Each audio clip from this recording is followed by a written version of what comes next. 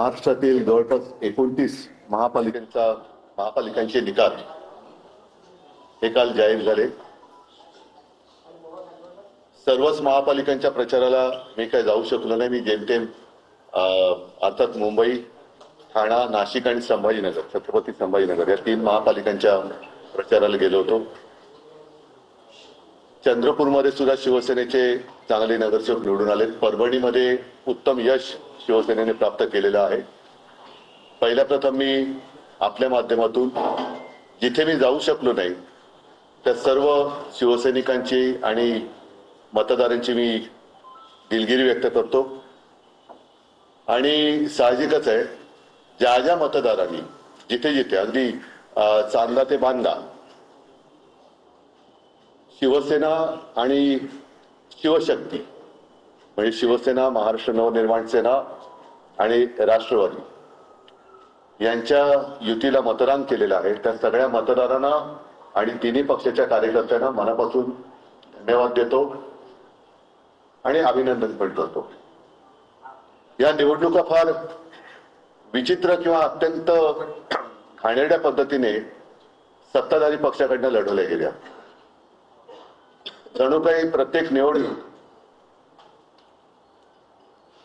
ही निवडणूक म्हणजे अगदी त्यांच्या जीवन मरणाचा प्रश्न आहे अशा पद्धतीने ते साम दाम दंड भेद याच्या पलीकडे जाऊन सर्व काही त्यांनी वापर केला. हाक दपटशा, पैशाची लालूच दाखवली, आमिष दाखवलं.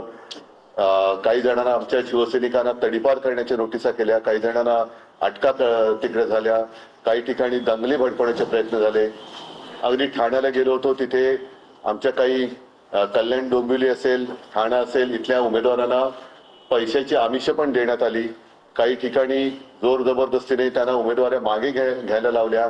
आणि या सगळ्या गुंडागर्दीला न डरता ज्या ज्या उमेदवारांनी ही लढत दिली आणि ज्या ज्या मतदारांनी निर्भयपणाने मतदान केलं, हे सगळेजण खरोखर लोकशाहीचे रक्षक आहेत.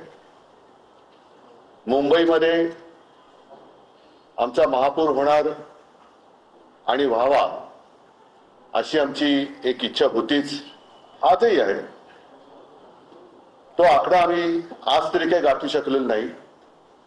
पण या सर्व त्यांच्या खेळाला उत्तर देऊन जे काही निकाल लागले, जे काही यश शिवशक्तीने मिळवलेले आहे, त्या निकालाने सत्ताधारी पक्षाला तर घाम फोडला आहे नक्कीच. कारण त्याने एक्झिट पोलचे आकडे असतील किंवा आणखीन काही गोष्टी असतील, या सर्व म्हणजे एकही प्रयत्न त्यांनी असा सोडला नाही की जिथे शिवसेना नामवरून